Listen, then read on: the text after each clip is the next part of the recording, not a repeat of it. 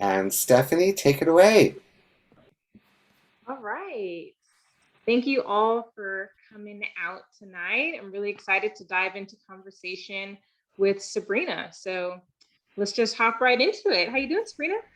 I'm good. I'm good. Thank you for having me. I'm excited to chat with you, Stephanie. My pleasure. All right. So go ahead and just let us know, when were you actually at Stamps for those years? So I graduated in 2017 with a BA in art and design from Stamps School, art and design, and I also got the certificate in entrepreneurship, and also happened to be pre-med at University of Michigan. So had a lot going on, but my focus was definitely as my BA. Wow. Okay. That was a lot of layers. That's very exciting. Um, did you just say pre-med as well? Yeah. Did you complete that? I did. I completed my pre-medical course throughout all my 4 years. I had an interesting journey, I guess, throughout my undergraduate career. Obviously, I'm not a doctor now, so I didn't end up pursuing that path. I mean, you've got the foundation though, so. Yeah, I know. I was really passionate about being pre-med and potentially being a physician, just because the ability to help people was something that really resonated with me. And so that was something that I was interested in and wanted to have the option to do should I want to pursue that fully. So yeah. Sure. Tell me some more about the classes that you elected to choose to take while you're at the STAMP school. What were your interests then, maybe compared to now? What courses did you take? What kind of classes stand out to you that really make a difference for where you are right now? Yeah. So my philosophy for my undergraduate education was to experiment as much as possible, because I wasn't an artist who had a medium that really resonated with me going into stamps. And so I used the foundations courses my freshman year to really understand and experiment and explore what I was interested in. And I felt that each kind of medium, or each different process, I guess, for creating lent different perspective to me and taught me different things. And so I took a whole bunch of courses in different areas. I took photography, I took video, I took painting, which was such a great class with Joyce Brienza. So I fully took advantage of the diverse classes that we had at STAMS in order to really understand what I was interested in and learn something different from each of the mediums and all of the different professors. Nice. I definitely want to highlight how you literally took advantage of it being an interdisciplinary program. I think that can be somewhat new for some people, especially depending on the type of schools they're looking at or compared to like a traditional art school. But this is an example of where, as an undergraduate student, going to an interdisciplinary program like SAMS is beneficial when you want to do something within the arts or in design, but you're not quite sure where to land. So to be able to kind of dabble in all of those areas makes a lot of sense. So let's kind of fast forward to maybe like junior, senior year. Were you taking advantage of any internships? Were you in any, professional development type of clubs or networking? What were you doing to kind of thinking ahead, or were you thinking ahead about what was next for you as your graduation day got closer and closer? Yeah, for sure. At that point, I was still thinking that medical school was something that was in my future, but I didn't actually, ironically, do anything in the professional development path that got me closer there. I think the thing specifically about the University of Michigan, too, is that it has so much to offer. There is quite literally anything for anybody. One of the areas that I was really passionate about from early on in my undergraduate career was an undergraduate organization called Music Matters. They're still around and kicking. It Nice. was That's annual, always rewarding when they're still around. yeah. And so they do great work. There's an annual concert that is a benefit concert, to where the funds raised from the concert are used to fund a philanthropic endeavor, designed and created and implemented by the students. And I learned a lot of life skills there that have really helped me in my career. It was a very entrepreneurial organization. We were dealing with stakeholders across the university, so working with different deans, trying to fundraise for the organization to be able to put on this concert, working with external partners such as Universal Music Group and working with leaders from there. So from junior and senior year, I was on the executive leadership team for that organization and really developed a lot of the professional skills that I use day to day in my career now from those interactions and that basis in Music Matters. And they're recruiting. If you're interested, I think there's either a mass meeting happening or a mass meeting that had just happened. I love that. You need to like go ahead and schedule your talk with Music Matters, because I think that's a really great example of some of those transferable skills. I can already imagine, just based on what you said, some of the things that you were doing and dabbling in, how that was transferable. But can you give us maybe a very specific example of something that you did for Music Matters that maybe you're doing to this day or in relationship to? Yeah. As a working individual now, I think project management and owning your time is a skill that you learn in college generally, but I think Music Matters really pushed me to balance it, because I was, deeply engaged in the art and design curriculum. I was taking my pre-med courses. I was also running the organization with the other leaders. And so I really had to figure out how do I balance this and still, protect my mental health. And that's something that you set a foundation for early on in college, and you build on as you learn different strategies or techniques or experience different things. But I think that's the biggest skill personally for me, is that figuring out that your health and your mental health is the most important thing for you to protect, and figuring out how do I have a work-life balance or even a school-life balance, and how do I ensure that I'm fulfilled while still, still taking care of my responsibilities. I love that. I'm definitely receiving this concept of the relationship between school life balance and work life balance. I do think that it's kind of the same. And when we start figuring out how to handle our school life balance, a lot of that really translates into when it becomes a work life balance situation. And definitely being mindful of who it is that you're working with, because we start to learn how to set boundaries or how to handle different situations in these collegiate settings or even in these collegiate roles before the stakes get even higher, when someone's like paying you a serious amount of money to do those same things.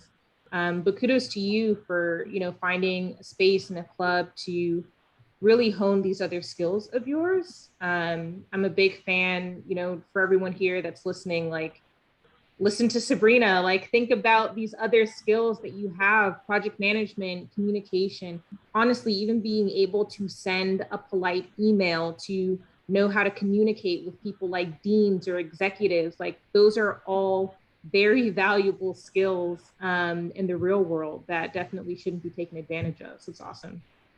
Yeah. All right, so let's go to graduation day. Yeah.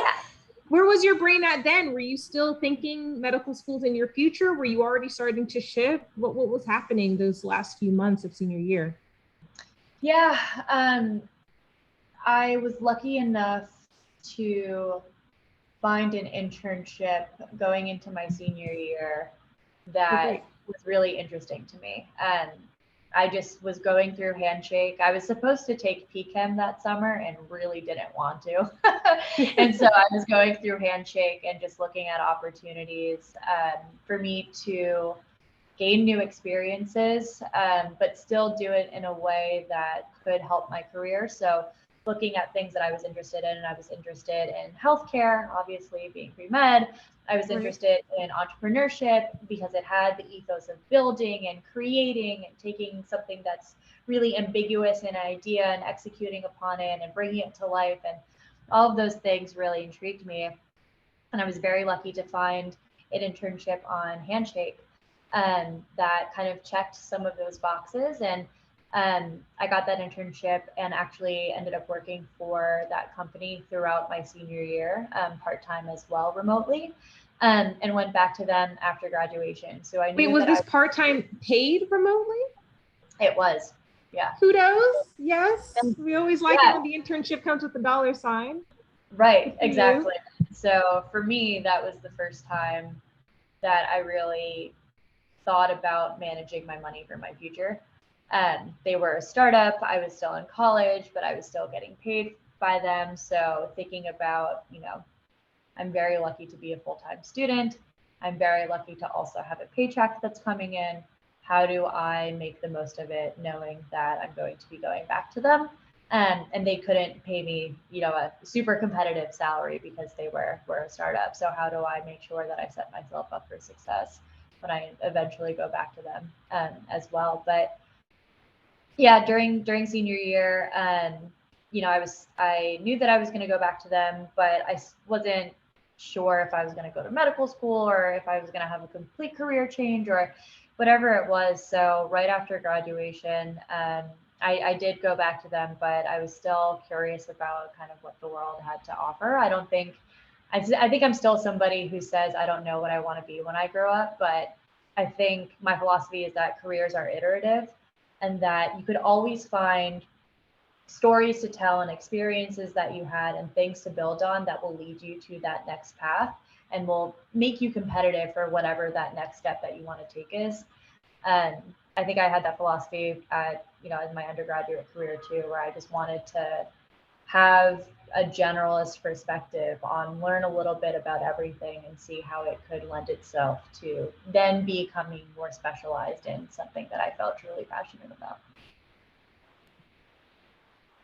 Oops. Were you doing anything creative or utilizing any of those art skills in this internship role or part-time job that then turned into a full-time role for a period of time? 100%. So the ability to have an eye for design and know how to articulate why you're making the choices that you're making and when it comes to design or when it comes to communication or when it comes to any visual identity is huge in the workplace. And you underestimate how much that will actually help you in a professional career. So dollar signs. Just dollar signs, like the color theory, the typography, like all the little things that we as artists will probably take for granted. Someone else is out there and like, whoa, that's so pretty. How did you do that? And you're just like, I just put some primary colors together. Yes, 100% yes. So my internship project was basically to take an idea of how could we spin up a business unit within this company that focused on internships and young talent and placing them into startups, right? We were a seed stage VC fund. We were also a startup in ourselves. And so we were looking at this problem that there's a lot of students who are interested in healthcare, but who didn't want to be doctors. And they were really interested in entrepreneurship. And so how do we take this problem and actually make a company out of it? The work that we had to do was a lot of market research and all that good stuff, but it was also building pitch decks, understanding how to create an identity and an early identity for a company. It was building websites. It was doing user interviews and understanding how to talk to potential clients and potential students that we were looking to recruit. It was building that whole infrastructure. And all of the design skills basically gave us a kickstart to becoming more credible, right? When you look at something and you're able to trust it inherently, that's automatically something that's a really, really big value add to a lot of companies, to be able to build collateral and build pitch decks or even websites, whether it's internal or external, something quick that inherently fits what maybe the identity of a company is, or able to spin something up new. We take it for granted, and it has been the singular thing that has opened all of the doors for the steps that I've taken in my career. And I would definitely want to empower everyone that's listening, to figure out what some of the terminology is around some of those skills. It could be iterative design, it could be prototyping, just your ability to very quickly come up with something and create a visual to back it. There's definitely some trigger words that employers are probably looking for, that you have that you might not even be aware of, or you might read it in the job description. You're just like, oh, I don't know what that is, when you actually have that skill set. So how long did you work for this company after graduating? Yeah, I was there until May of 2019. So about 2-ish years full time. Okay. And where were you living? I also Nashville. forgot to ask, where was home for you? My bad. Home is New York, where I'm currently at. And I moved to Nashville after graduation to be at that company. Okay. Do you have family in Nashville? Nope. I moved to Nashville not knowing anything about it.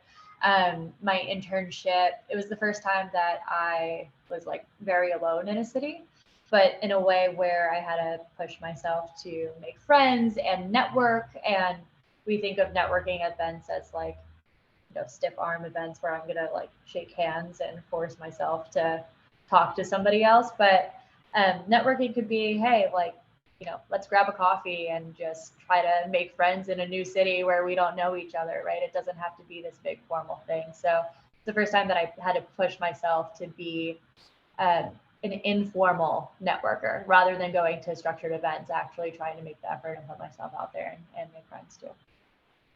Yeah, I'm glad you mentioned that, because I do think that's a big difference, especially for people, with social anxiety or who are not used to being in those kinds of social environments. That can also be really daunting.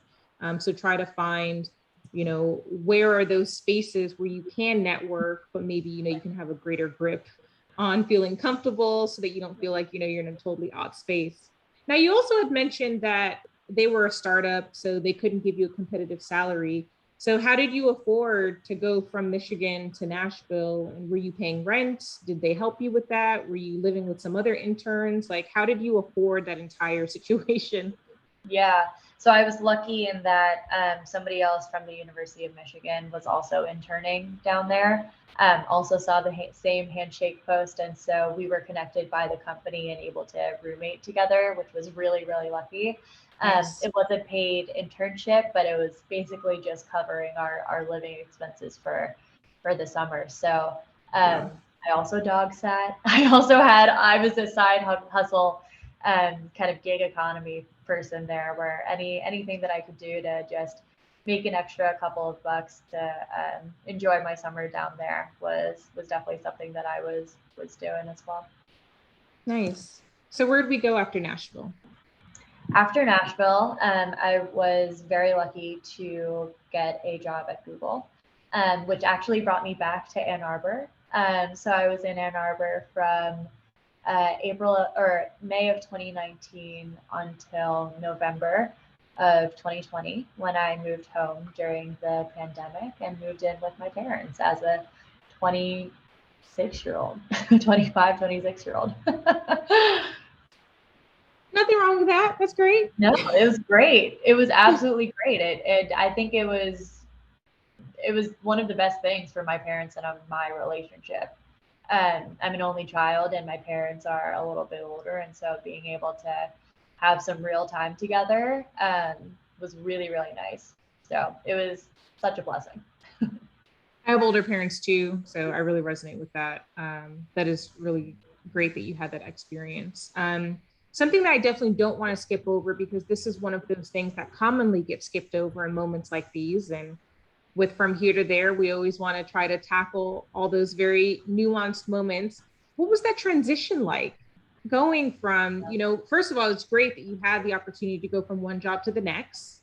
Some people experience downtimes for however many months or years in between.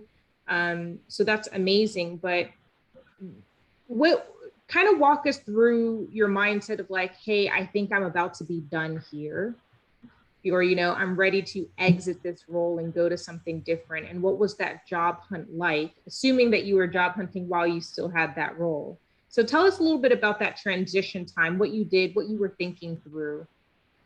Yeah, it was tough, honestly. It was really tough. That the first company that I was at after I graduated was really a family. And so I was very, very emotionally invested, not only in the company, but the people themselves. And um, I think I got to a point where, I talked about I'm really interested in doing, a bunch of different types of things and being a generalist, but I understood that at some point I have to have a little bit of focus in my career in order to really take the next step, right? And at that company, I felt very, very lucky that I got to have a multitude of experiences because it was a startup and we had to kind of have all hands on deck and kind of figure it out for everything was changing so quickly and new team members and new ideas and all that stuff. So I got to learn how to work with our tech stack and how to use Salesforce and create custom reports and custom fields and product manage that. And I also was thinking about our overall business strategy and also thinking about how do we work with our agency that was in charge of our web design and our assets and thinking about also our sales collateral. So I was all over the place, which was Nice. one of the best foundational experiences, but I knew that if I wanted to really take the next step and advance, I would have to really double down and focus on something. And I didn't quite know what it was. I knew that I loved talking to people. I knew that I loved building things. I knew that I loved talking about strategy and being creative and thinking about how could we put the different puzzle pieces together. But I didn't know what that meant in terms of a job or a career. But at some point I had to make a decision to just try it, right? Like I was 23, 24 years old. I had to just try it. I'm early enough in my career where the next step isn't going to be, the most life-changing and life-altering step, but it is a step. Yes. So I think I put a lot of pressure on myself to make the right step, but ultimately the next step is just a learning experience. And for me, Google was obviously like a very well recognized company. And the more that I talked to people that were in the ecosystem, even though, frankly, I knew nothing about Google Ads, I knew nothing about like a structured sales program. I didn't really have the language around marketing or media to think that I could do the job, but all of those things come, right? But for me, being able to be at a company that had a lot of opportunities in the same way that Michigan had something for everybody, like I really saw that in Google and wanted to be at a company where I felt like my career could be versatile and that I could grow. Even if I changed my mind that I didn't want to be in media and I wanted to, let's say, do something that was more operations oriented or whatever it may be. You could move horizontally as needed. Exactly. Yeah. That's amazing. So you went from Nashville and you said to Ann Arbor. Yeah. And then how long were you in Ann Arbor for? Or I guess what was your kind of gateway into Google? Did you actually apply for the role that you have now? Did you apply for a different role to kind of get your foot in the door? What did that look like? Because to kind of echo something that you already mentioned, you had an idea of what you want to do, but you didn't know exactly what that looks like in terms of a job or a role. So did you have the opportunity to speak to a recruiter to help you figure that out? Or were you just kind of searching everything? Yeah, I had the ability to speak to a recruiter, which was really nice. And I ended up applying for a role that's very similar to mine. And so that was the role that I first started in. I was very lucky to get the job on my first go around with Google and started in the Ann Arbor office with basically doing the same job, just a little bit of a different customer profile that I worked with than I do now. And what got me back to New York is the pandemic, as most people have relocated or have stayed in the same place. It was really important to me to get back to New York and get closer to home. So that is what prompted looking for the new role within Google, looking for a job that I knew that I had the skill sets for, but maybe was a little bit different. So the stretch for me in that transition was just industry knowledge. I was working with a lot of startups and mom and pop shops in my first job, and now I currently work with omni-channel retailers and CPG brands, which I didn't really know how they operated. So it was a way for me to take what I knew and apply it to a different nuance of a customer set, which was really great. At Google, we have this thing called 20%. So basically, once you get to a certain place in your career and your core role, and you could show that you're able to do your core job, and you have enough tenure under you, you're able to take on this 20% project, where you're spending 20% of your time working on a project outside of your core role. And for me, that's cool. Those design skills was quite literally the thing that got me in the door for that role. It is this team at Google called the VC and Startup Partnership team, and they were looking for somebody to they were bringing the work stream to market, and they were looking for somebody to design the collateral, because they were all, they didn't have any of the design skills on the current team. They were all more of like sales and operations people. They needed a designer. Look at that degree coming in handy. Yep. So I'm like, this is perfect. I was at a VC that was also a startup, and I also have an art design background. Like, please, please, please, please, please let me work on this team. It was so exciting. And they thought it was a perfect match too. And that was the thing that opened the door, but it wasn't just the thing that kept me, right? So I got my foot in the door with being able to design their assets and then show that I could also provide more strategic value than just being a designer for them. I could bring, my experiences and help frame the go-to-market strategy and do a little bit more than what I originally was scoped to, because I was really passionate about the work stream.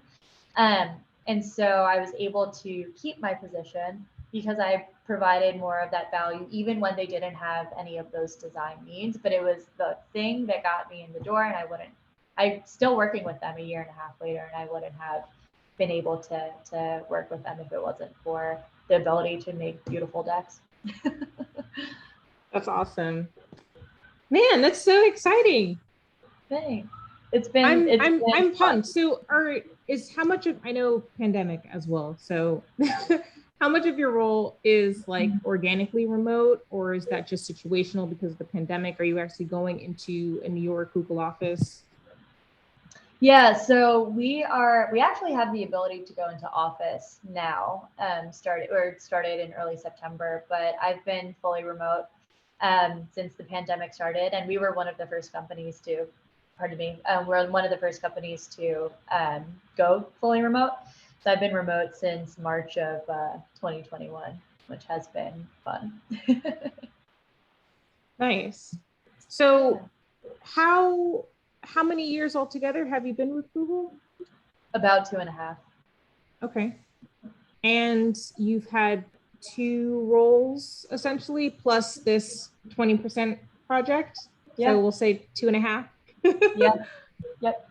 Very nice. Yeah. So where do you see yourself going to next? It's a great question. I'm not quite sure. I think that's, in the same way that when I first came to Google, I had to figure out what is a role that checks enough of the boxes that is something that I'm really passionate about. I think that's where I'm at right now. I really love my job, and I'm very fortunate that I have the ability to say that. And there's a career where I could continue on my sales path and continue down that and be more of an expert in marketing and media and move down that path.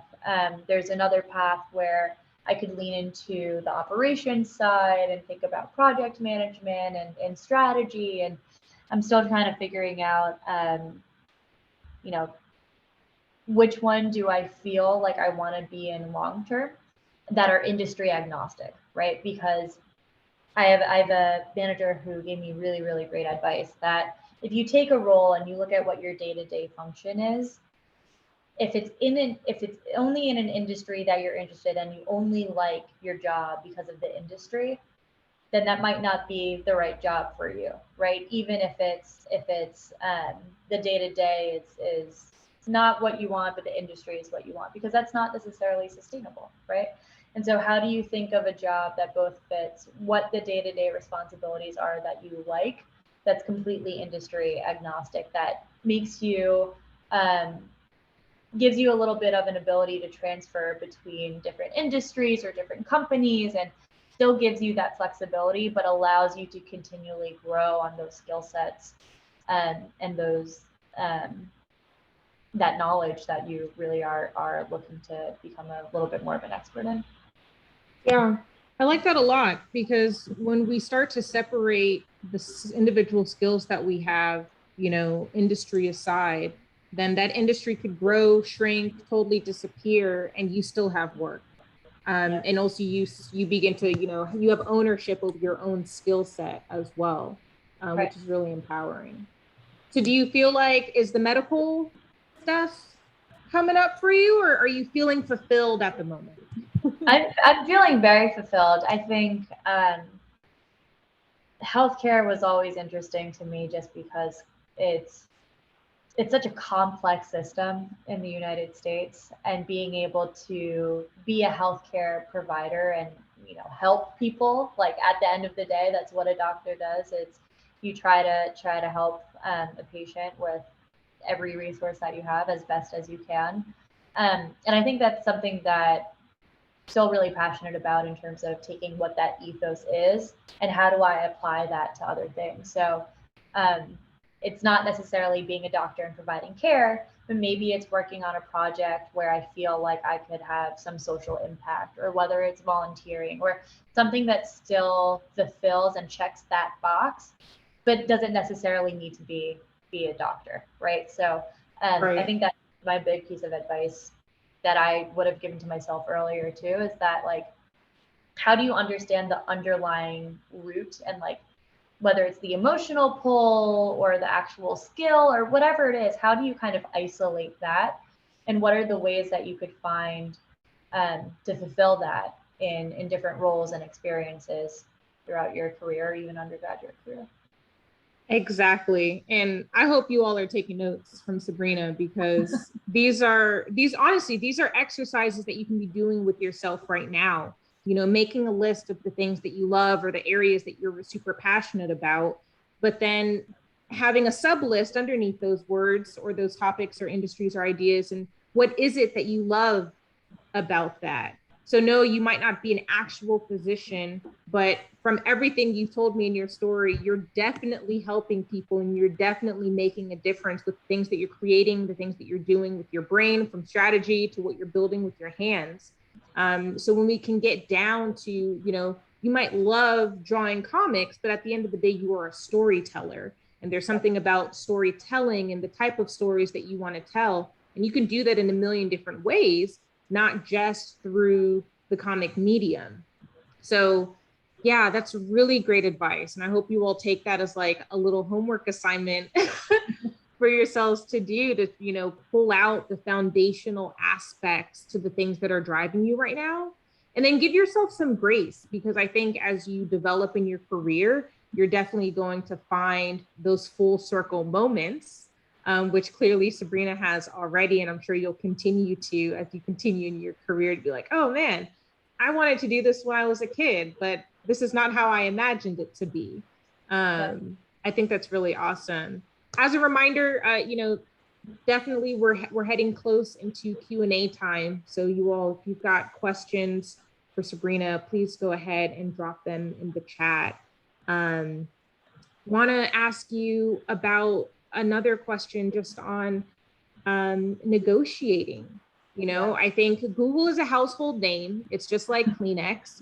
It is a common verb for anyone, especially in our age groups. So I guess the assumption would be that Google pays you well and you're comfortable. But in your previous role, or even in starting off, or even starting in your first role at Google, did you feel like you needed to negotiate? Was that scary for you? Did you even have the opportunity to? Can you tell us just kind of how the compensation conversations went during your various interviews? Yeah, look, negotiating is always scary. Whether you do it, just for the first time, whether you do it for the 20th time, or, I mean, I do it every day with my clients, right? Like, ultimately my position is a sales position, and it's figuring out where that line of give and take is, and how are you going to find like the positive sum game versus like the zero sum game. So for me, it was definitely very scary. It was, I don't think it's ever easy, but you got to get uncomfortable with, or get comfortable with getting comfortable. You know, anytime that you limit yourself, you're always going to be more limited than if you just asked for something. And in any situation or career, especially with salary negotiations, the worst that could happen is they say no. And then you know, that's it. They're not going to say, no, we're not going to hire you because you asked for maybe a little bit what's out of our range. They're going to counter and they're going to negotiate, right? So I think you always have to be bold and take that risk, because if you don't take that risk, the answer is always going to be no. And you never know what your shot is. I was lucky that I did get to negotiate a little bit with Google on my first offer there, which was really great. And I felt like I accomplished something that was so great, because I was like, I negotiated with Google. So if I didn't try to negotiate, I wouldn't have gotten the package that I got. I love that. It's important. My husband's from New York, so, you know, as they say, shoot your shot. It's important for you to be able to shoot your shot. You know, the worst case is that they say no. And when we don't negotiate, or when we don't try to put forward our own ideas or what our desires are, we are saying no for them instead of just hearing it. And I know I'm saying this to myself too. I know that's a psychological thing, you know, like it hurts to hear no, or, you know, or feel rejected. What if they say yes? Right. You know, you don't even give yourself that opportunity by just assuming that the answer is no. So I love that. Thank you for sharing that. So we do have a question here. How has working remotely affected your work-life balance and or your relationship with your coworkers? It's a great question. In the beginning of the pandemic, it was rough. I was living in my childhood bedroom in my parents' house, and my desk was set up there. And so I would wake up and roll out of bed, sit down at my desk, do my job, not really take a lunch break, not really take a walk, not really close my computer, because I didn't have that physical separation. I would bring my computer into my bed and I would do work when I was feeling a little tired or feeling a little lazy. And so it was really not good in the first part, because I didn't set those boundaries for myself, and also create those physical boundaries. So I don't bring my computer into my bedroom. I don't bring it on my bed. I am not on my computer on my bed anymore. I have specific hours that I say, when I'm eating lunch, I'm closing my laptop, I'm sitting on my couch, and I'm eating lunch. I'm not checking my email. I am intentionally creating those breaks, just like I would have if I was in the office, right? Like if I was in the office, I would go down to get food. I wouldn't just sit it right at my desk and I would eat. In the morning, right, I would have to commute to go between the time that I wake up and the time that I get to the office, or, you know, even in the, you know, university example, I have to get to class, right? I'm not rolling out of bed and getting to class. How do you create those same boundaries that you would have in the normal world and non-COVID world, to still have kind of that balance in your life, right? Because there's natural travel time and lunchtime and all of those sorts of breaks that you have that you don't think about when you're stuck in one little room. And so how do you create those and embed those into your schedule to take those breaks and kind of force yourself to have some balance? There was a second part to that question. Do you miss in-person working, and will you eventually be returning to working in the office in person? Yeah, you know, I definitely do. I think that there's something so special about being able to see somebody's body language and being able to have, like, physical touch is something that we haven't experienced in like 2 years, and giving your friends a hug and all of those sorts of things. I definitely miss that a lot. There's a lot of folks that just by nature of COVID, I moved to New York, where I'm from, and I moved back home. But some of my colleagues who I would be with in New York if they were here moved back across to other cities. So I haven't seen them or been with them in a very long time. So I definitely miss it. I do plan on going back, but I think it's funny. I love talking with people, and I'm definitely an extrovert, but I also have a little bit of social anxiety in terms of like re-entering society and what that looks like. So I think I'll have to ease into it slowly, but surely, because it's going to be a big adjustment for me. That's totally fair. Let's see. Looking back, what do you wish you had known when you were still a student? That you will always have to tell your story. One of the biggest things that I really thank my Stamps curriculum and career for was that in every single class, you're going through a critique and you're also talking about your work. You're telling your own story. That in and of itself has been a great professional life skill, because not only are you able to know how to give feedback and do it in a way that's constructive and also not emotionally driven. That is really, really important, because you're going to do that all the time in your professional career. And to advance your professional career, you're going to go through performance reviews, and you're going to have to tell your story and talk about the decisions that you make, and you're going to have to reflect. And I think art students are really good at reflecting because we're forced to do it on a regular cadence. And so being able to lean into that and not just, write the reflection and do the critiques because it's something that like you're forced to do in a class, but actually be intentional about that and build that skill, because it's something that's going to stick with you for your entire career. Nice. Can I ask you a question about like resumes, cover letters, that kind of thing? I feel like, there's definitely plenty of work opportunities, and for any seniors or recent alum that are watching and, maybe put on the job hunt for themselves, what do you feel like, did you practice kind of creating those things while you were at Stamps? How many times did you feel like you refined it before you submitted to that first initial Google role? I also know that there's some other pressures out there too, because we've got bots now looking at resumes and things. So what did you do? What's your advice to others trying to prepare, their paperwork, their portfolios? Yeah. I would say I've always, the way that I think about refinement is just getting everything down first and then refining from there, especially when it comes to resumes and cover letters and things like that. I think because all of the nuances of what you have done, right? So for all of my 4 years of Music Matters work, trying to distill that down into 2 to 3 sentences was a near impossible task at hand when I thought about taking all of it and immediately distilling it into 2 to 3 sentences.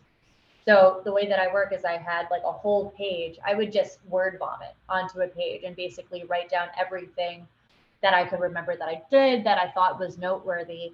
And then I would just go back and iterate and look through like, what are the key verbs that I have throughout this section? What are the things that I'm thinking about that are, basically the same things that could be distilled into one sentence, and just going through that process of identifying those patterns and distilling down for a resume.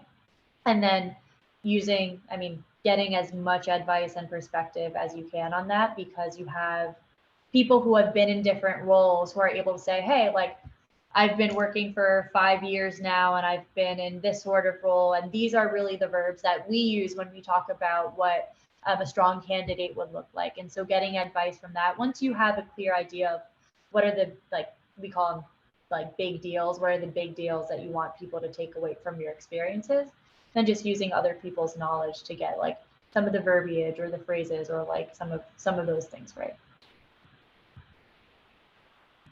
I love that. How often are you developing technical skills for your day-to-day work? Question from Whitney. Ooh, that's a good question. And there is a part 2, but I'll let you answer that first part first. Yeah, I would love to know what you mean by technical skills, Whitney. Ooh, yes.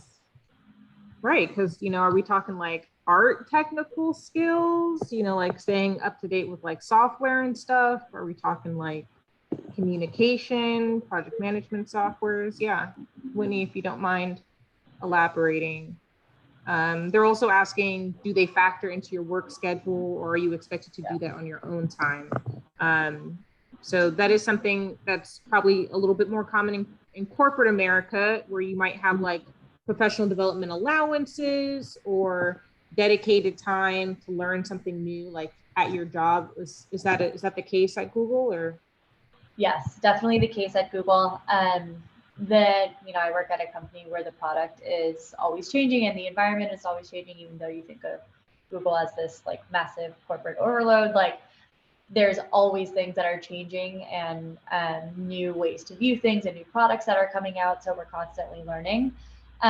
So in terms of that, I feel like I'm constantly learning and developing those skills because I'm always learning about a new product or thinking about, how do I pitch this in a new way and practicing my sales skills and all that good stuff. I think in terms of, like, how do I become a better operator? Or how do I become a better like communicator and writer? Like, what are the things in those ways that I try to block off dedicated time for those sorts of things rather than doing it in a way that's like pretty fluid with my schedule. Because I think specifically for those, I'm doing something with an intention behind it rather than, oh, like I had this client pitch and I'm getting feedback so I could make it better the next time. It's that, I am writing my performance review and I need to learn how to tell this story in a way that really shows all of the nuances of what I had to navigate and the different stakeholders and all of those sorts of things where I'm dedicating specific time to that. So long way of answering. It depends on kind of what that skill is, but I think in your Whitney career, was referring to like project management softwares and those kinds of things. Yeah, so I would say on a quarterly basis for those sorts of things, because you're probably going to have, at least for Google, we operate on a quarter kind of system. So you're going to have moments throughout the quarter or at the quarter's end where you're really learning some of those things and working on that. So on a quarterly basis, so once every 3 months. Nice. Do we have any other questions for Sabrina? Sabrina, if you don't mind dropping in the chat, but then also saying verbally for recording, just where are some places that people can follow you? I know your LinkedIn was linked on the registration as well, but yeah, if you just want to let people know where they can find you or follow up with you, or if they're, too shy or unsure what to ask right now, maybe they can reach out to you on LinkedIn. Just let them know how to find you.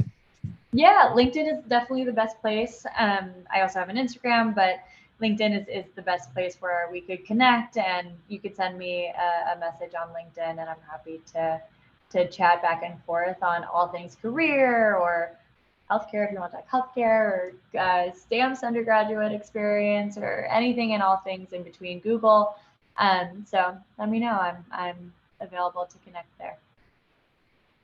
And just because we didn't dive deep into this, I know you said that you had dabbled, but can you tell us what are some of your specialties artistically? Yeah, so I love painting. Okay. I wasn't a painter before Stamps and really found my flow with painting. There was something I was trying to be so technical and precise with painting that I was really, really struggling the first half of like my painting experiences and the first half of the first course that I took. And I had this like come to God moment where, I was working with Joyce Brands and she like pointed it out that I was trying to be so technical and precise where I just had to like let go, you know what I mean? Let go of the control and really just, be messy with the strokes, but also, be precise about the intentionality behind them. But I had to let go of my like need for control with it. It also happened to be when I was taking like the hardest pre-med classes, in my opinion, not like biochem and stuff. And both parts of your brain were just like, what's happening? Yeah, Yeah, and so it just forced me to let go and just to like embrace the mistakes and the grittiness and all that stuff in the process. So I really have like a fond affinity for painting, and I also really love photography because I also think it's very scientific in a way. Yeah, absolutely. It also really lent itself to what I was experiencing in undergrad. Nice. We do have a question about if you've got any tips on finding internships virtually. Yeah. There's no wrong internship. Truly, it's about finding That's something. a great answer. It's about finding something that's interesting enough that you think that you could learn from, and that's it. It doesn't have to be the highest paying internship. It doesn't have to be at the most prestigious company. I was at a, very small company that nobody had really ever heard of that I talked to about it. But it was interesting work in a place where I felt like I had the ability to do more than what I was technically like scoped to do on paper. Like as an intern, building a company is like a ridiculous thing to say out loud, but the fact that I was able to have that autonomy and really, really learn from that experience led me to my first job after college, which led me to Google, which is leading me to probably my next step. So all of those sorts of things, it's just about gaining experience in something that you're interested in. There's no wrong internship. I definitely want to underline that and just, yes. There really is no wrong one. Think of it this way. That internship, whether it's paid or not, is your opportunity to have proof of concept. So if you know you're a really great strategist, but you don't have any work experience actually doing that, this is your opportunity to say that you've done that. I've even put like volunteer experience on my resume before because the work I was doing was that ingrained, and those were skill sets that I needed to have proof of concept for. So you don't always have to be getting paid a salary to get those proof of concept moments, just the same way we're having a conversation right now. When you're sitting in that interview, they're not going to ask you how much were you paid to be a strategist, Sabrina. Like, no, they're not going to ask that. They're going to ask you, do you have experience being a strategist, and tell me how? What did you do? Can you give me details? So the background of how you got into that situation doesn't matter, but I hope that allows you to kind of free it up. And I would definitely say tap into John Luther for some links, for some great resources as to where you can find some of those. Yeah, and internships are learning about what you like and what you don't like too. Like yes. If you have an inkling that you are interested in this, but you really don't know, try it out. Try it out, right? Where it's low stakes, where it's like just a summer or maybe a semester, or you could dip and it'll be fine. It's like nothing's going on your permanent record. So yeah, internships are definitely the way for you to just test the waters in some areas, because figuring out what you don't like is just as important as discovering what you do like. Plus one. I've got a question here. What primary skills have been beneficial in your experience to navigate Google VC and Startup Partnership GTM project team and Google's Black Founders Fund Ad Grant Program? Yeah. For me, it's about effective communication, and it's knowing how to roadmap, right? Like, one of the things that I'm really thankful for is that I was forced to always think about like, what is the first iteration of a project that you're going to do? And this is something that, you go through with Stamps all the time. Like, what is the first version? What is the second version? What is the end state? And so being able to have that ability to create and know how to roadmap has been really instrumental for these teams and these projects where it's really bringing something new to life. Effective communication is another one. Project management is definitely another one. And just being transparent about my passions. I think one of the great things about COVID is that we've all been able to be a little bit more human. Like, you're sitting in my living room right now. You're not sitting in a Google office. I'm talking to you from my living room. So being able to be more human and just really kind of give the real about, hey, I'm really passionate about this. It's something that's really interesting to me. Like, these are the personal reasons why I want to be able to, work on this project with you, and not being shy about being passionate. I love that. And can you remind us, where did you find that startup? I know you had mentioned that you were looking for opportunities on Handshake, but. Yep, it was on Handshake. I was just going through Handshake at the Starbucks off of Southview. And I was just going through Handshake and looking for opportunities using a couple of different filters there, and that's how I found them. Did you ever go to the U of M Startup Career Fair? I did. Yeah, Okay. I did. I did when I was earlier in my career and I wasn't quite looking for an opportunity yet, but I was curious to learn what the opportunities were out there. I ended up studying abroad, going from sophomore to junior year. And so that was the year that I was interested in getting an internship and looking through there, but I ended up going abroad, so I didn't pursue any of those opportunities. Okay, nice. Well, thank you so much, Sabrina. We are at the bottom of our hour with you. I've learned so much. I'm sure everyone listening has learned so much. I think you've dropped so many great gems for us to learn from. Very grateful for you. Everyone definitely go find Sabrina Khan on LinkedIn and connect with her. You just never know.